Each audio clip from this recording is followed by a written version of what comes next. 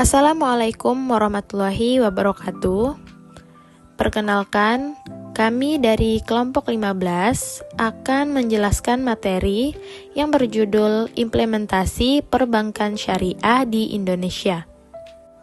Pada penjelasan materi kali ini, kami akan membahas konsep dasar perbankan syariah, perkembangannya di Indonesia, tantangan yang dihadapi, serta perbedaannya dengan bank konvensional. Baik, langsung saja kita masuk ke pembahasan pertama. Sebelumnya, izinkan saya memperkenalkan anggota kelompok kami. Saya Dea Rianti bersama dua teman saya, yaitu Panji Purwanugraha dan Reza Matari. Selanjutnya, mari kita masuk ke materi. Indonesia memiliki jumlah penduduk muslim terbesar di dunia, sehingga memiliki potensi besar dalam perkembangan perbankan syariah. Bank Syariah menjalankan kegiatan usahanya berdasarkan prinsip Islam, yaitu menghindari riba, gharar, dan maisir.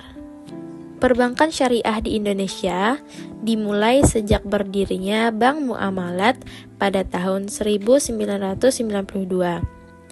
Hingga saat ini perkembangannya cukup pesat, namun pangsa pasarnya masih lebih kecil dibandingkan dengan bank konvensional.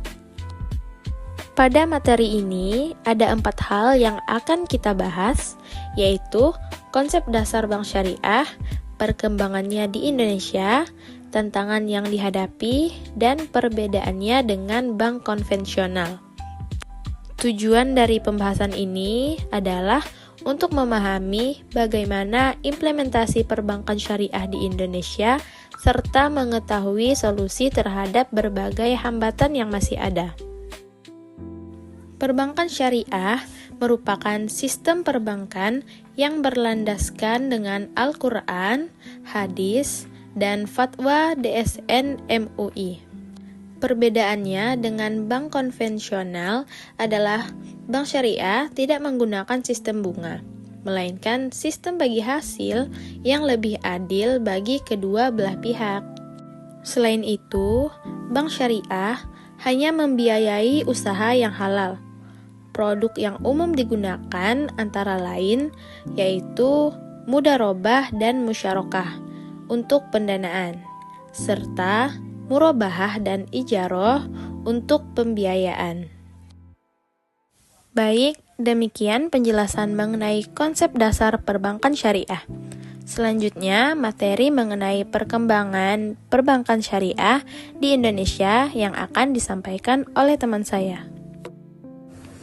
Baik, untuk perkembangan industri di Indonesia, yang pertama, adapun total aset sejumlah 967,33 triliun yang tumbuh 7,83%. Yang kedua, ada pangsa pasar yang terdapat 7,41% dari total aset perbankan nasional.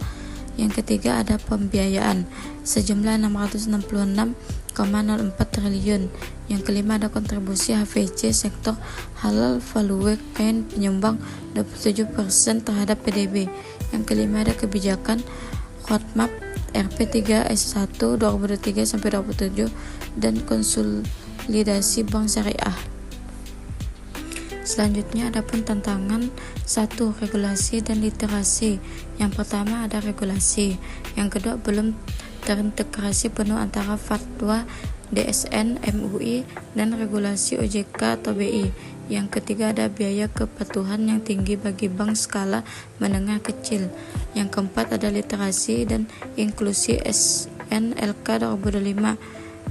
Yang kelima, ada literasi 43,42%, inklusi 13,41%. Yang keenam, ada masalah persepsi masyarakat bahwa bank syariah rumit atau hanya untuk urusan agama.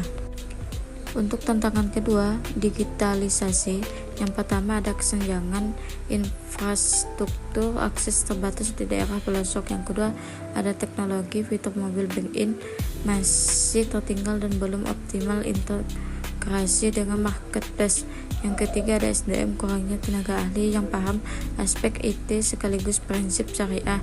Yang keempat, ada keamanan isu perlindungan data pribadi nasabah. Selanjutnya ada perbandingan syariah vs konvensional. Aspek perbankan syariah bank konvensional. Yang kedua, adapun prinsip hukum Islam syariah, hukum positif dan bunga. Yang ketiga ada imbal hasil bagi nasabah, suku bunga tetap atau pasar, risiko risk sharing bersama risk transfer ke nasabah, pengawas OJK dan Dewan Pengawas Syariah OJK, regulator umum. Tujuan profit dan misi sosial, dakwah maksimalkan profit shareholder. Oke, kita masuk ke kesimpulan. Di sini kita ada 4 kesimpulan. Yang pertama, Bank Syariah mengedepankan keadilan dan transparansi tanpa riba. Yang kedua, pertumbuhan aset positif namun perlu memperluas pangsa pasar. Yang ketiga, tantangan utama terletak pada sinergi regulasi, edukasi publik, dan akselerasi teknologi. Yang terakhir, perbankan syariah dan konvensional, keduanya krusial bagi stabilitas ekonomi nasional. Oke, kita sekarang akan lanjut ke yang slide berikutnya. Oke, slide selanjutnya adalah solusi dan saran. Yang pertama, pemerintah regulasi yang adaptif terhadap finance syariah. Yang kedua, lembaga bank transformasi digital dan peningkatan kualitas SDM. Yang ketiga, masyarakat sosialisasi masif mengenai kemudahan produk syariah. Yang terakhir ada akademisi riset mendalam untuk inovasi produk masa depan. Oke, kita sudah berada di penghujung presentasi. Kurang lebihnya mohon maaf dari kelompok kami. Wassalamualaikum warahmatullahi wabarakatuh. Dadah teman-teman.